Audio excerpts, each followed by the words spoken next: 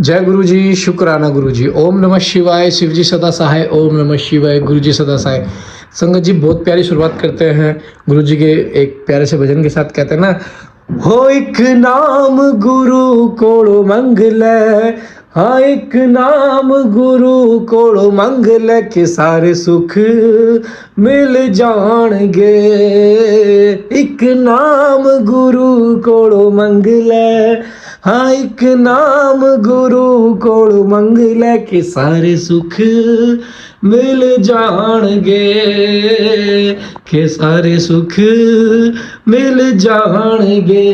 तू इको ही दातार नु मंगल, तू इको ही दातार नु मंगल के सारे सुख मिल जाणगे, के सारे सुख मिल जाणगे। तो मतलब संगत जी, इस चीज का मतलब ये है कि गुरु से गुरु को मंगलो। ये मत कहो कि मैं बहुत दुखी हूँ, ये मत कहो कि मुझे ये दुख है, ये मत कहो मुझे ब्लैक मैजिक से रिलेटेड कोई दिक्कत है, ये मत कहो मुझे ये है। सब गुरु को कहो, गुरु आप, गुरु जी आपका घर है, आपको संभालना है बस। हमने तो आपको सौंप दिया, अच्छा होगा बुरा होगा उसका हर चीज का शुक्राना मैं पहले ही आपके दरबार में दर्ज कर देती हूँ या दर्ज कर देता हूँ। करोड़ों बार शुक्राना, मेरे साथ बुरा हो या अच्छा हो सब आपको देखना है। बहुत प्यारी चीज है, पाठ को एंड तक जरूर सुने। बहुत प्यारा सा पाठ है, बहुत प्यारी ब्लेसिंग्स है। 4 बार शिव पुराण पूरी होने जा रही है। गुरु जी का अनंतम अनंतम शुक्राना है, लख लख बार शुक्राना है कि गुरु महाराज आपने इतनी प्यारी सेवा दी, संगतों का कल्याण हो रहा है। हमने ये सेवा करी, आपने इस सेवा के काबिल समझा, बहुत बहुत शुक्राना। आइए पाठ को शुरू करते हैं। जय गुरु जी। जय गुरु जी। ध्यान और उसकी महिमा, योग धर्म तथा शिव योगी का महत्व, शिव भक्त या शिव के लिए प्राण देने अथवा शिव क्षेत्र में मरण से तत्काल मोक्ष लाभ का कथन। अपमन्यु कहते हैं, श्री कृष्ण श्री कंठनाथ का समन करने वाले लोगों के संपूर्ण मनोरथों की सिद्धि तत्काल हो जाती है। ऐसा जानकर कुछ योगी उसका ध्यान अवश्य करते हैं। कुछ लोग मन की स्थिरता के लिए स्थूल रूप का ध्यान करते हैं। स्थूल रूप के चिंतन में लगकर जब चित्त निश्चल हो जाता है तब सूक्ष्म रूप में वह स्थिर होता है। भगवान शिव का चिंतन करने पर जब सिद्धियां प्रत्यक्ष हो जाती हैं, अन्य मूर्तियों का ध्यान करने पर भी शिव रूप का अवश्य चिंतन करना चाहिए। जिस जिस रूप में मन की स्थिरता लक्षित हो उसका बारंबार ध्यान करना चाहिए। ध्यान पहले सविषय होता है, फिर निर्विषय होता है।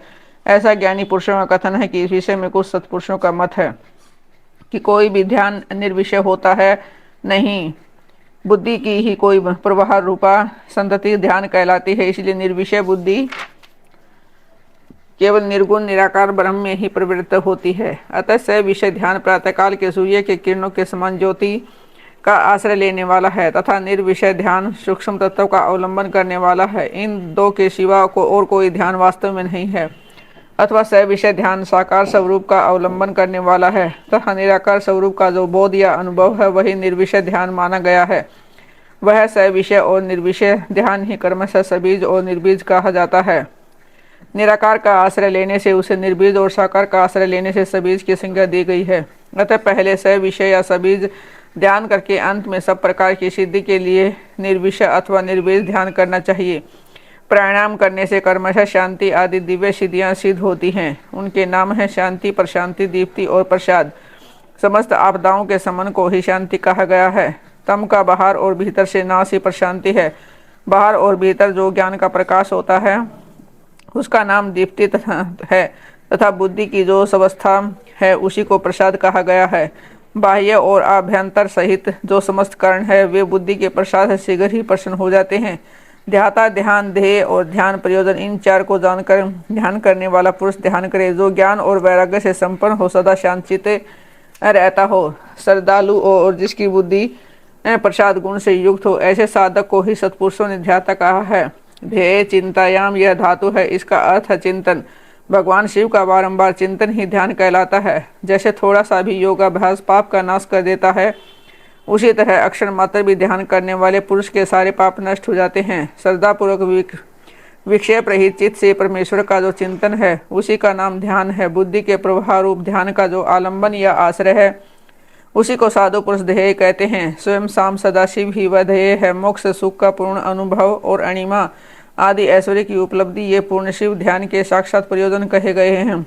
ध्यान से सौख्य और मोक्ष दोनों ही प्राप्ति होती है, इसलिए मनुष्य को सब कुछ छोड़कर ध्यान में लग जाना चाहिए। बिना ध्यान के ज्ञान नहीं होता और जिसने योग का साधन नहीं किया है उसका ध्यान नहीं सिद्ध होता। जिसे ध्यान और ज्ञान दोनों प्राप्त हैं उसने भवसागर को पार कर लिया। समस्त उपाधियों से रहित निर्मल ज्ञान और एकाग्रता पूर्ण ध्यान ये योगाभ्यास से युक्त योगी को ही सिद्ध होते हैं। जिनके सारे पाप नष्ट हो गए हैं उन्हीं की बुद्धि ज्ञान और ध्यान में लगती है। जिनकी बुद्धि पाप से दूषित है उनके लिए ज्ञान और ध्यान की बात भी अत्यंत दुर्लभ है। जैसे जब प्रज्वलित हुई आग सूखी और गीली लकड़ी को भी जला देती है, उसी प्रकार ध्यान अग्नि शुभ और अशुभ कर्म को भी क्षण भर में दग्ध कर देती है। जैसे बहुत छोटा दीपक भी महान अंधकार का नाश कर देता है, उसी तरह थोड़ा सा योगाभ्यास भी महान पाप का विनाश कर डालता है। श्रद्धापूर्वक अक्षण भर भी परमेश्वर का ध्यान करने वाले पुरुष को जो महान श्रेय प्राप्त होता है उसका कहीं अंत नहीं है। ध्यान के समान कोई तीर्थ नहीं है, ध्यान के समान कोई तप नहीं है और ध्यान के समान कोई यज्ञ नहीं है। इसलिए अवश्य ध्यान करें। अपने आत्मा एवं परमात्मा का बोध प्राप्त करने के कारण योगी जन केवल जल से भरे हुए तीर्थों और पत्थर एवं मिट्टी की बनी हुई देव मूर्तियों का आश्रय नहीं लेते। वे आत्म तीर्थ में अवगाहन करते और आत्मदेव के ही भजन में लगे रहते हैं। जैसे अयोगी पुरुषों को मिट्टी और काठ आदि की बनी हुई स्थूल मूर्तियों का प्रत्यक्ष होता है, उसी तरह योगी को ईश्वर के सूक्ष्म स्वरूप का प्रत्यक्ष दर्शन होता है। जैसे राजा को अपने अंतपुर में विचरने वाले सौजन एवं परिजन प्रिय होते हैं और बाहर के लोग इतने प्रिय नहीं होते, उसी प्रकार भगवान शंकर को अंतकरण में ध्यान लगने वाले भगत ही अधिक प्रिय हैं, बाह्य उपचारों का आश्रय लेने वाले कर्मकांडी नहीं। जैसे लोक में देखा गया है कि बाहरी लोग राजा के भवन में राजकीय पुरुषोचित फल का उपभोग नहीं कर पाते, केवल अंतपुर के लोग ही उस फल के भागी होते हैं। उसी प्रकार यहाँ बाह्य कर्मी पुरुष उस फल को नहीं पाते जो ध्यान योगियों को सुलभ होता है। ज्ञान योग की साधना के लिए उद्धत हुआ पुरुष यदि बीच में ही मर जाए तो वह योग के लिए उद्योग करने मात्र से इंद्र रुद्र लोक में जाएगा। वहाँ दिव्य सुख का उपभोग करके वह फिर योगियों के कुल में जन्म लेगा और पुण्य ज्ञान योग को पाकर संसार सागर को लांग जाएगा। योग का जिज्ञासु पुरुष भी जिस गति को पाता है उसे यज्ञ करता संपूर्ण महायोगों का अनुष्ठान करके भी नहीं पाता। करोड़ों देव वेद वेता देवियों की पूजा करने से जो फल मिलता है वह एक शिव योगी को भिक्षा देने मात्र से प्राप्त हो जाता है। यज्ञ अग्निहोत्र दान तीर्थ सेवन और होम इन सभी पुण्य कर्मों के अनुष्ठान से जो फल मिलता है वह सारा फल शिव योगियों को अन्न देने मात्र से प्राप्त हो जाता है। जो मूढ़ मानव शिव योगियों की निंदा करते हैं वे श्रोताओं सहित नरक में पड़ते हैं और प्रलय काल तक वहीं रहते हैं। श्रोता के होने पर ही कोई ही शिव योगियों की निंदा का वक्ता हो सकता है। इसलिए महापुरुषों के मत में उस निंदा को सुनने वाला भी महान पापी और दंडनीय है। जो लोग सदा भक्ति भाव से शिव योगी की सेवा करते हैं वे महान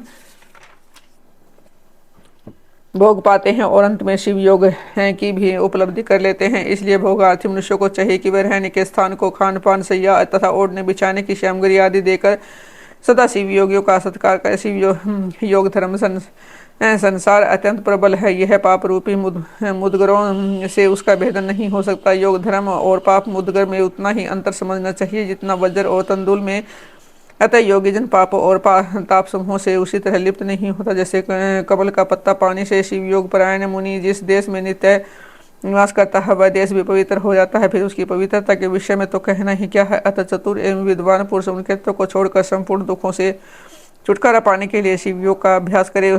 जिसका योग फल सिद्ध हो गया है वह योगी यथेष्ट भोगों को भोग कर समस्त लोगों की हित कामना से संसार में विचरे अथवा अपने स्थान पर ही रहे या विषय सुख को अत्यंत तुच्छ समझ कर छोड़ दे और वैराग्य योग से स्वेच्छापूर्वक कर्मों का परित्याग कर दे। जो मनुष्य बहुत से अरिष्ट देखकर अपनी मृत्यु को निकट जान ले उसे योगानुष्ठान में संलग्न हो शिव क्षेत्र का आश्रय लेना चाहिए। वह मनुष्य यदि अक्षय धीर चित होकर वहीं निवास करता रहे तो रोग आदि के बिना विवश स्वयं ही प्राणों का परित्याग कर सकता है। अनशन करके शिवाग्नि में शरीर की आहुति देकर अथवा शिव तीर्थों में अवगाहन करते हुए अपने शरीर को उन्हीं के जल में डालकर शिव शास्त्रोक्त विधि से जो अपने प्राणों का त्याग करता है वह तत्काल मुक्त हो जाता है। इसमें अन्यथा विचार करने की आवश्यकता नहीं है। अथवा जो रोग आदि से विवश होकर शिव क्षेत्र की शरण लेता है उसकी भी यदि यह वहाँ मृत्यु हो जाए तो वह इसी प्रकार मुक्त हो जाता है, इसमें संशय नहीं है। इसलिए लोग अनशन आदि से शिव क्षेत्र में श्रेष्ठ मरण की कामना करते हैं, क्योंकि शास्त्र पर विश्वास करके धीर हुए मन से उनके द्वारा इस तरह की मृत्यु स्वीकार की जाती है। जो शिव के लिए अथवा शिव भक्तों के लिए प्राण त्याग करता है उसके समान दूसरा और कोई मनुष्य मुक्ति मार्ग पर स्थित नहीं है। इस कारण इस संसार मंडल से उसकी शीघ्र मुक्ति हो जाते हैं। इनमें से किसी एक उपाय का किसी तरह भी अवलंबन करके अथवा विधिवत शुद्धि को प्राप्त होकर यदि कोई मनुष्य मरता है तो उसका अन्य पशु प्राणियों के समान यहाँ ऊर्ध्व दैहिक संस्कार नहीं करना चाहिए। विशेषतः उसके पुत्र आदि को उसके मरने से है सोच की प्राप्ति नहीं होती। ऐसे पुरुष के मृत शरीर को धरती में गाड़ दे या पवित्र अग्नि से जला दे या शिव स्वरूप जल में डाल दे अथवा काठ या मिट्टी के ढेले की भांति कहीं भी फेंक दे, सब उसके लिए बराबर है। यदि ऐसे पुरुष के उद्देश्य से भी कोई कर्म करने की इच्छा हो तो दूसरों का कल्याण ही करे और अपनी शक्ति के अनुसार शिव भक्तों को तृप्त करके उसके धन को शिव भक्ति ही ग्रहण करे। और यदि उसकी संस्तति शिव भक्त हो तो वह भी ग्रहण कर सकती है। यदि ऐसा संभव न हो तो उसका धन भगवान शिव को समर्पित कर दे, परंतु उसकी पशु संतति शिव भक्तिहीन संतान उस धन को ग्रहण न करे। वायुदेव का अंतर ध्यान और ऋषियों का सरस्वती में अवभृत स्नान और काशी में दिव्य तेज का दर्शन करके ब्रह्मा जी के पास जाना, ब्रह्मा जी का उन्हें सिद्धि प्राप्ति की सूचना देकर मेरु के सुकुमार शिखर पर भेजना। सूर्य कहते हैं कि इस प्रकार क्रोध को जीतने वाले अपमन्यु से यदुकुल नंदन ने श्री कृष्ण ने जो ज्ञान योग प्राप्त किया था उसका पंडित भाव से बैठे हुए उन मुनियों को उपदेश देकर आत्मदर्शी वायुदेव सायंकाल आकाश में अंतर ध्यान हो गए। तदंतर प्रातः काल ने मिश्राय के समस्त तपस्वी मुनि सन के अंत में अवभृत स्नान करने को उदो थे। उसमें ब्रह्मा जी के आदेश से साक्षात सरस्वती देवी स्वादिष्ट जल से भरी हुई सुंदर नदी के रूप में वहां बहने लगी। सरस्वती नदी को उपस्थित देख मुनि मन ही मन बड़े प्रसन्न हुए। उन्होंने स्तर समाप्त करके उसमें अवगाहन किया। उस नदी के मंगलमय जल से देवता आदि का तर्पण करके पूर्व वृत्तांत का स्मरण करते हुए वे सब के सब वाराणसी पुरी की ओर चल दिए। इसमें हिमालय के चरणों से निकलकर दक्षिण की ओर बहने वाली भागीरथी का दर्शन करके उन ऋषियों ने उसमें स्नान किया और भागीरथी के ही किनारों का मार्ग पकड़कर वे आगे बढ़े। तदंतर वाराणसी में पहुंचकर उन सबको बड़ी प्रसन्नता हुई। वहां उत्तर वाहिनी गंगा में स्नान करके उन्होंने विमुक्तेश्वर लिंग का दर्शन और विधि पूर्वक पूजन किया। पूजन करके जब वे चलने को उद्यत हुए तब उन्होंने आकाश में एक दिव्य और परम अद्भुत प्रकाशमान तेज देखा जो करोड़ों सूर्य के समान जान पड़ता था। उसने अपनी प्रभा के प्रसार से संपूर्ण दिगंत को व्याप्त कर दिया था।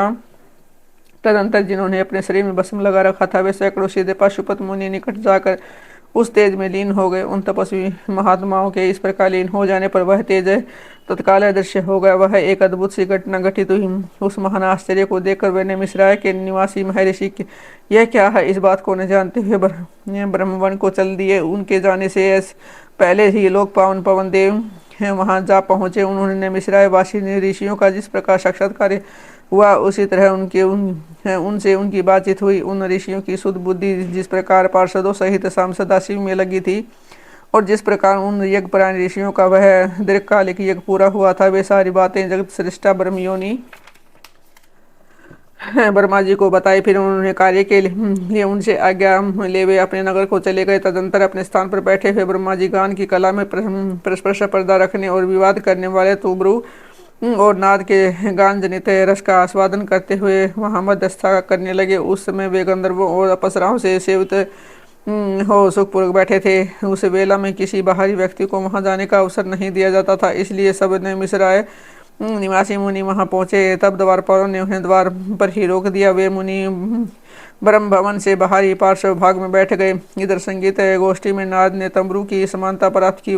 तब परमेष्ठी ब्रह्मा ने उन्हें तुमरू के साथ रहने की आज्ञा दी और वे पारस्परिक स्पर्धा को त्याग कर तुमरू के परम मित्र हो गए। तत्पश्चात गंधर्वों और अप्सराओं से गिरे हुए नाद को कुलेश्वर महादेव को वीरांगान सुनाकर संतुष्ट करने के लिए तुमरू के साथ ब्रह्म भवन से उसी प्रकार निकले जैसे मेघों की घटा से सूर्यदेव बाहर निकलते हैं।